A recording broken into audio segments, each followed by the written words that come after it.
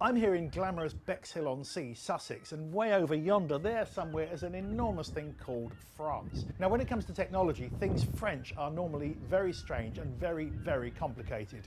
I'm thinking here of all Citroën cars, and particularly of the notorious Nabaztag Internet Connected Artificial Rabbit, which I loved so much I included it in my roundup of the world's worst technology, and the company went bankrupt shortly afterwards. But today I'm going to show you something truly extraordinaire from over there. It's called the Ordissimo. It's the simplest computer I've ever used, beyond all Macs. It's really quite extraordinary. Let's go and put it through its paces. Now the Ordissimo may look like a rebadged Toshiba, and it kind of is, but it's much more than that. The ultra simplified operating system that you can see here, which is an absolute joy, is based on Linux, which is normally the preserve of out and out geeks, but this is almost counterintuitive to geeks because everything is properly labeled with what it does. Send an email, send a video email, get my email, search on the web. It's so simple. So you want to write, you click on write there, and there's a screen. You write, we write hello. Is that not quite big enough for you? We hit the customized keyboard, which is also quite brilliant, by the way. Hit zoom, it gets bigger. Zoom down, it gets smaller again. You want to close down that application, there's just a great big red cross there. Click it. Would you like to save your file? No, not that one.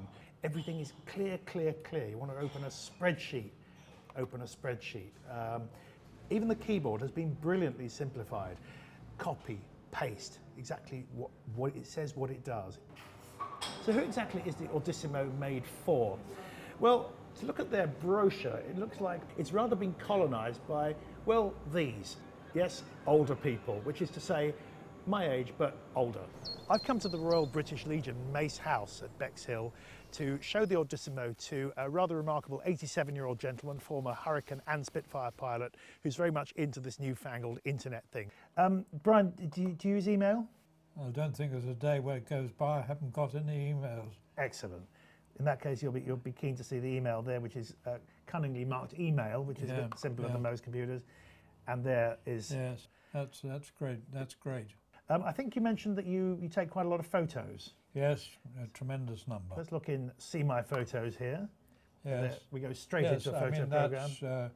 And is there a facility to convert that into a title? Yes. You can also rename where it says rename, slideshow, gallery, and so on. Brian, we were talking earlier at lunch about how different aeroplanes, some were simpler to fly. In terms of this simplicity, what do you reckon to this? Oh, I think this is a very much better one because you can very quickly pick up the skills by virtually the visual pictures that you have in front of you.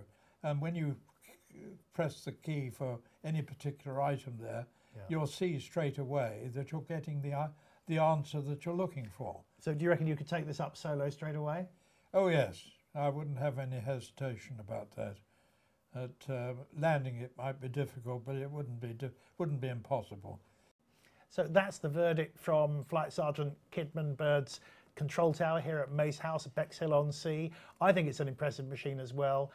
Thanks very much for watching Technopolis TV, and tally ho.